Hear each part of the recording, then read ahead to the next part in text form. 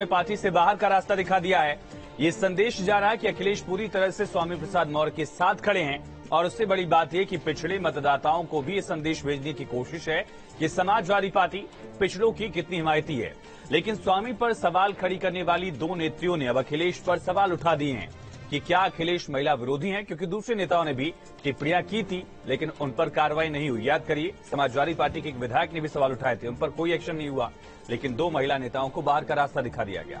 क्या अखिलेश हैं महिला विरोधी, इसी पर चर्चा करेंगे, लेकिन उससे पहले ये रिपोर्ट।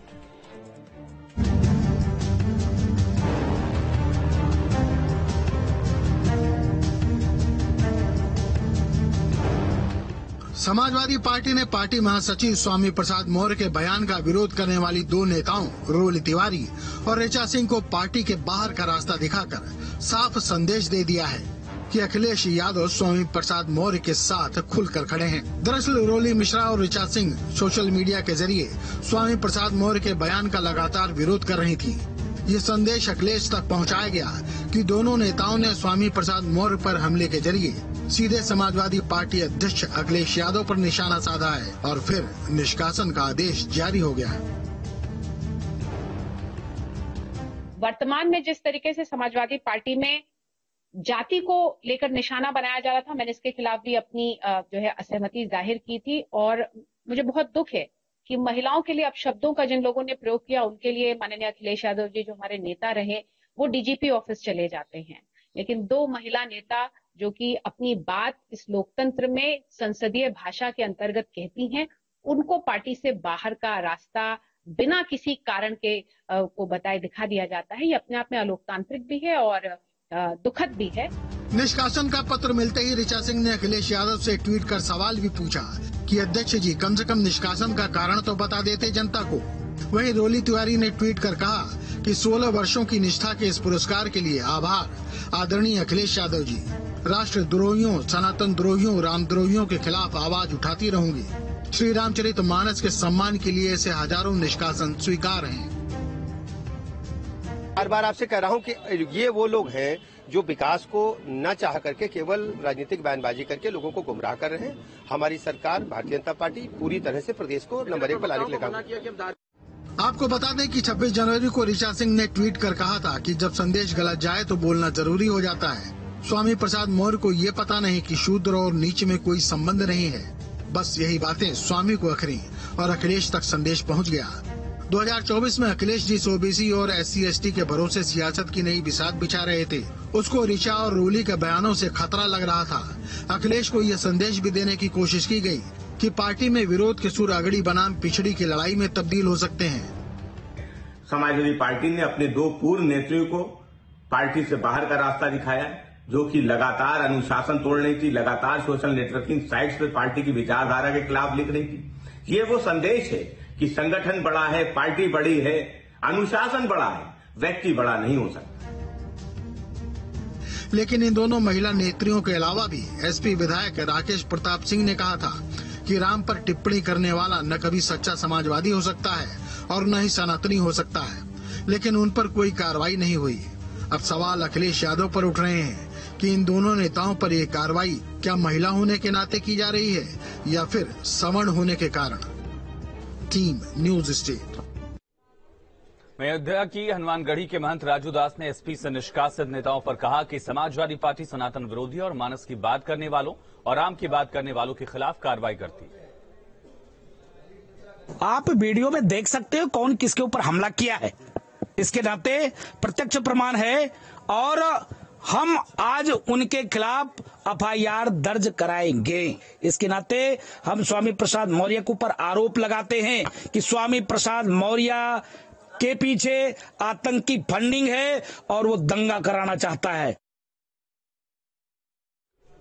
बातचीत के लिए हमारे साथ खुद ऋचा सिंह जुड़ गई हैं, पूर्व नेता समाजवादी पार्टी, और साथ ही बीजेपी के प्रवक्ता, बीजेपी के नेता आलोक वत्स जी भी हमारे साथ कनेक्ट है। ऋचा जी, पहला सवाल आपसे ही, आखिर क्या कोई पार्टी की तरफ से नोटिस दिया गया था, कोई बातचीत की कोशिश की गई थी या सीधे सिर्फ निष्कासन देखा हमने?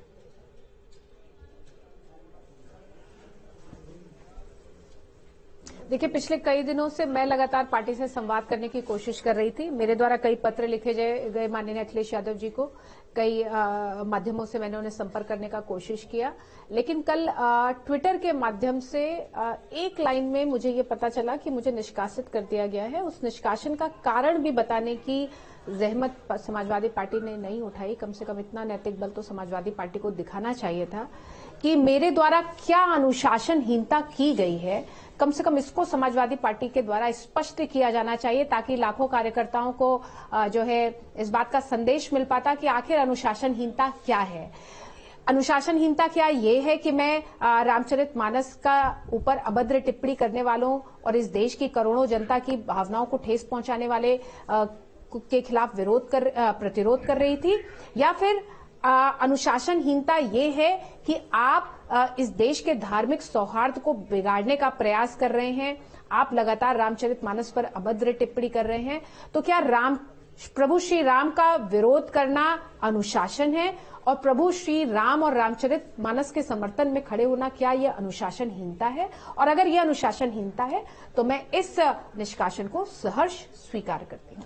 समाजवादी पार्टी की लड़ाई में लाठियां खाने वाली ऋचा सिंह इस वक्त कैसा फील कर रही, क्योंकि लंबी लड़ाई उन्होंने समाजवादी पार्टी के साथ आपने लड़ी है और अचानक से पार्टी से निष्कासित कर देना, और सबसे बड़ा मुद्दा ये क्योंकि समाजवादी पार्टी से इस तरह से प्रोजेक्ट करने की कोशिश कर रही थी कि ये जो चौपाइयां हैं वो आधी आबादी के खिलाफ लिखी गई हैं, महिलाओं के खिलाफ लिखी गई हैं, उसी को लेकर महिलाओं को निष्कासित कर देना कहां तक जायज?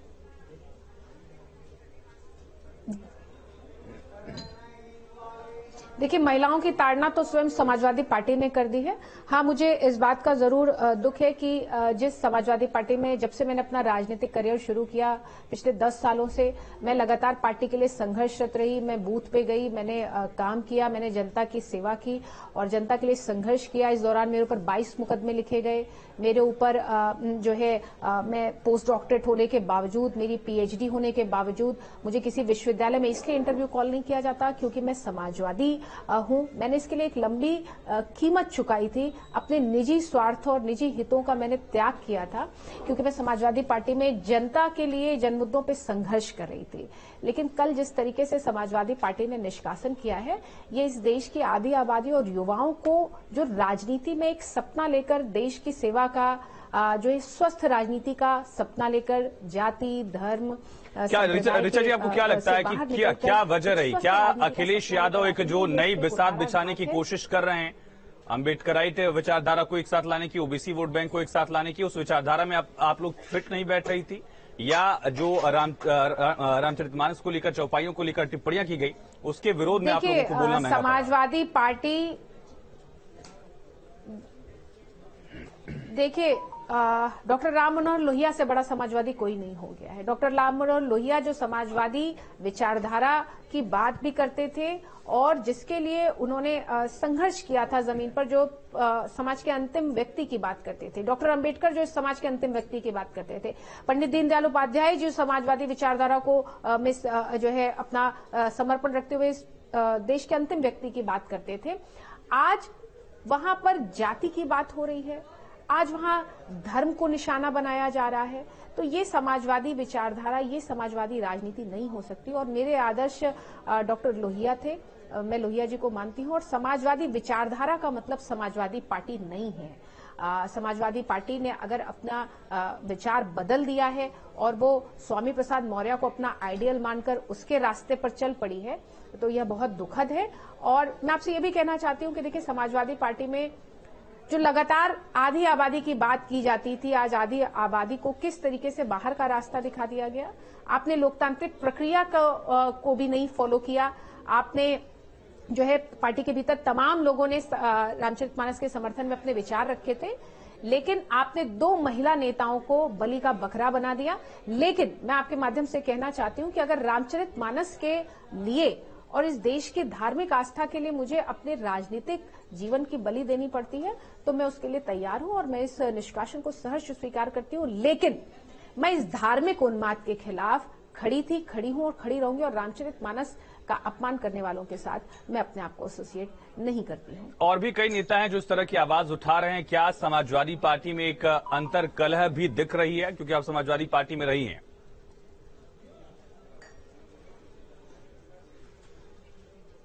ऋचा जी, देखिए, पुरुष नेताओं के खिलाफ माननीय अखिलेश यादव जी पुरुष नेताओं के खिलाफ समाजवादी पार्टी और माननीय अखिलेश यादव जी ने कोई भी कदम नहीं उठाया। महिला नेताएं जो आधी आबादी की नुमाइंदगी करती हैं, और मैं आपको बता दूं कि महिलाएं बहुत संघर्ष से निकलकर जो है राजनीति में आती हैं। वो पारिवारिक संघर्ष करती हैं, सामाजिक संघर्ष करती हैं, राजनीतिक संघर्ष करके पटल पर आ पाती हैं। और जिस तरीके से आधी आबादी के संघर्ष को आपने धत्ता कर दिया, वो बहुत ही अफसोसजनक है। लेकिन ये हमें तय करना होगा कि हम इस देश की संवैधानिक आत्मा प्रभु श्री राम और रामचरितमानस के साथ खड़े होने का निर्णय लेंगे, या फिर हम अवसरवाद की राजनीति का निर्णय लेंगे। तो मैंने अवसरवाद की राजनीति ना बढ़ाने का फैसला लिया है, और मैं अपने धर्म ग्रंथ के साथ, मैं इस देश की संवैधानिक आत्मा प्रभु श्री राम के साथ, श्रीमद् भागवत के साथ खड़ी हूं और खड़ी रहूंगी। आज अगर क्या ऋचा सिंह को बीजेपी में जाने से कोई गुरेज है? जो रामचरितमानस की बात कह रही हैं, पार्टी से बाहर का रास्ता दिखा देते। क्या बीजेपी में जाने से कोई गुरेज? अपना राजनीतिक भविष्य कहां देख रहे हैं ऋचा जी आप? देखिए, रामचरितमानस इस देश के रामचरितमानस तो इस देश के प्रत्येक नागरिक के मन और आत्मा में निवास करता है।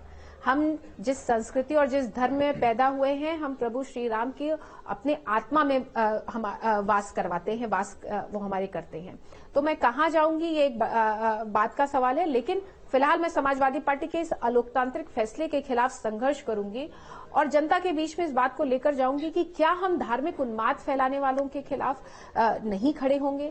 क्या जो जातिगत विद्वेष फैलाना बने रहिए। रोली तिवारी जी भी हमारे साथ जुड़ चुकी हैं। 21वीं सदी में रोली जी, निष्कासन को लेकर क्या प्रतिक्रिया है आपकी? और हमने देखा कि बेहद नाराजगी भी आपकी, आपने कहा कि कुछ लोग रामद्रोही हैं, राष्ट्रद्रोही हैं, सनातन द्रोही हैं। क्या पीछे इसके तर्क? देखिए, आपको पता ही है सारा मामला कि किस प्रकार से श्री रामचरितमानस का पार्टी में विरोध हुआ। हम लोग तो जातिगत जनगणना की बात कर रहे थे, रोजगार की बात कर रहे थे, महिलाओं के सम्मान की बात कर रहे थे, आत्मसम्मान की बात कर रहे थे, बहन बेटियों की बात कर रहे थे। आप मेरा पुराना राजनीतिक करियर उठा करके देख लीजिए, सदैव मैंने पार्टी के पक्ष में प्रखरता से अपना पक्ष रखा और इसके साथ ही साथ मैंने हमेशा महिलाओं के सम्मान की लड़ाई लड़ी। अचानक से एक मुद्दा आता है श्री रामचरितमानस का। स्वामी प्रसाद मौर्य जी प्रभु श्री राम को गालियां देते हैं, पार्टी पटल के अंदर श्री रामचरितमानस का अपमान करते हैं, कहते हैं भगवान ब्रह्मा विष्णु महेश कोई नहीं है, मैं बौद्ध हूँ, मैं सनातन धर्म को नहीं मानता।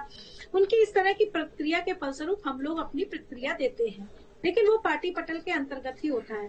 धीरे धीरे देखते हैं कि स्वामी प्रसाद मौर्य जी अपने बयान का विस्तार करते जाते हैं, वो मीडिया पे बोलने लगते हैं, वो ट्विटर पर बोलने लगते हैं। हमने जब उनका तब भी पार्टी पटल पर विरोध किया।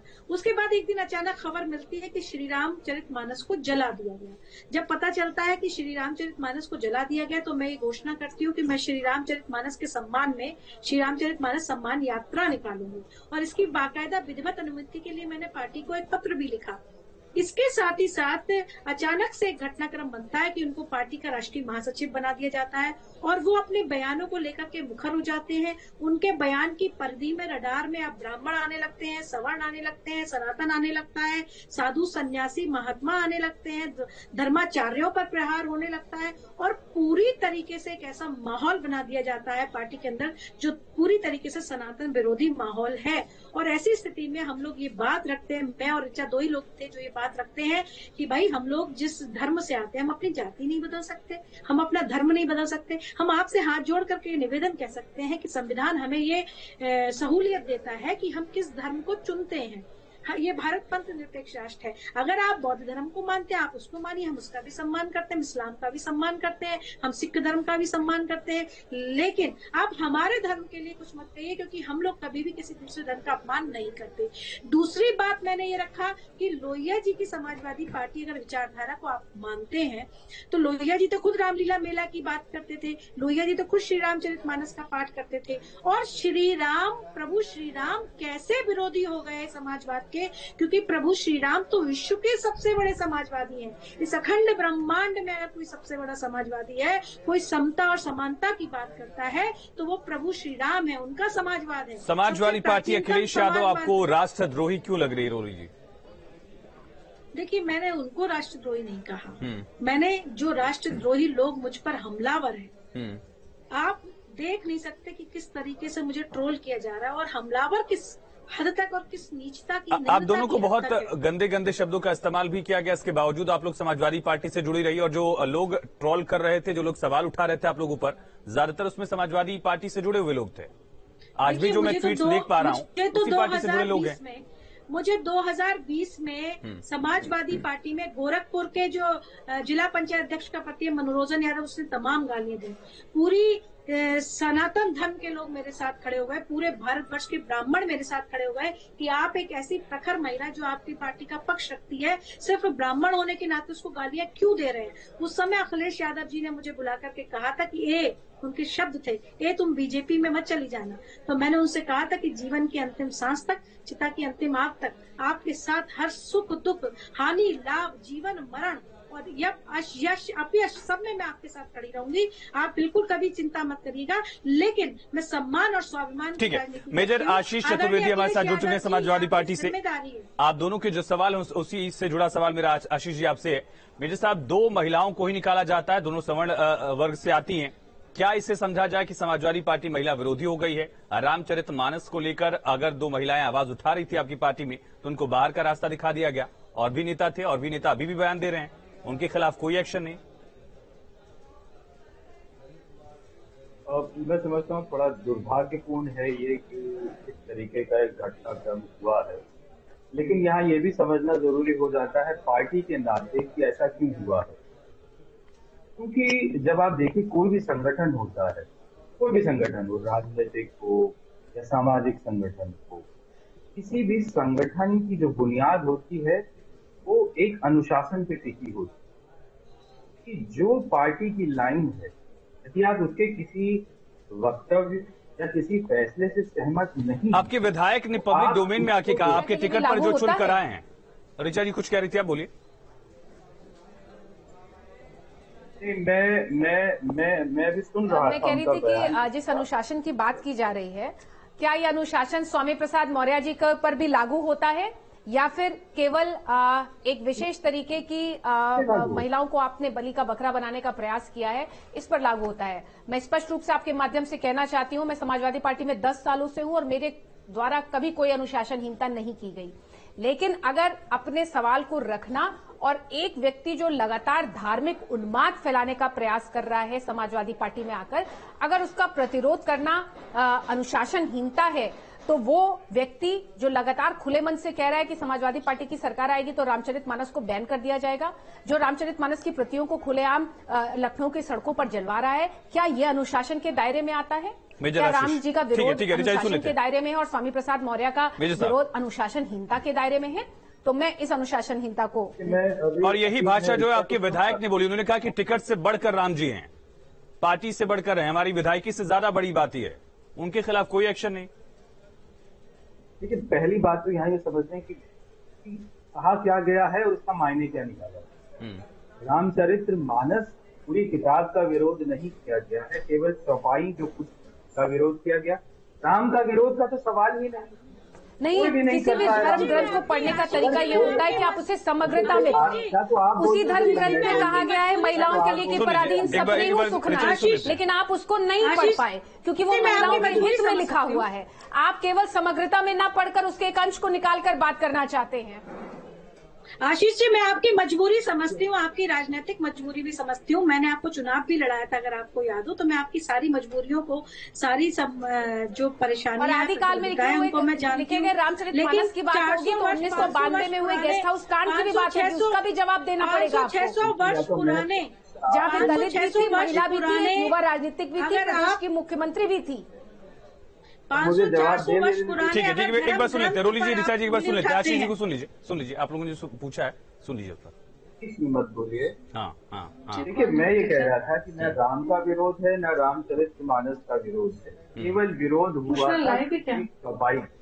और जिस चौपाई अभी मैं करोड़ों लोगों की आस्थाओं का विरोध है। इस देश का लोकतंत्र और संविधान कहता है कि प्रत्येक व्यक्ति की आस्था का सम्मान होना चाहिए। आप देश के संविधान को नहीं मानेंगे, आप देश के संविधान को ना मानते हुए करोड़ों लोगों। ऋचा जी एक बार सुन लीजिए, प्लीज सुन लीजिए एक बार। जो सवाल आपने उठाया उस पर समाजवादी पार्टी का रिएक्शन जाना बड़ा जरूरी सा है। कि आपको लोगों की आस्थाओं का सम्मान करना पड़ेगा। ठीक है, एक बार सुन लेते हैं। अपने दिल पर हाथ रखकर बोलिए कि समाजवादी पार्टी में सही हो रहा है। आपको कहना पड़ेगा अपने दिल पर हाथ रख के, लोहिया जी की विचारधारा को याद करके कहिए कि समाजवादी पार्टी का ये कदम गलत नहीं था। देखिए, ये कोई मंच नहीं है, ये भाषण का मंच नहीं है। आपने एक बात रखी है, मुझे उसका जवाब तो देने दीजिए। बोलिए बोलिए। भाषण नहीं कह रहा था, ये संवाद का मंच है, भाषण का। ठीक है ऋचा जी, मैं माफी चाहूंगा, मेरे पास वक्त कम है। प्लीज मुझे बीजेपी के नेता आलोक वत्स के पास भी जाना है। मेरे साथ जल्दी बात कंप्लीट करिए। मैं यही कह रहा था, अभी मैं ऋचा का बयान सुन रहा था, उन्होंने एक शब्द इस्तेमाल किया कि समाजवादी पार्टी ने हमारी ताड़ना कर दी।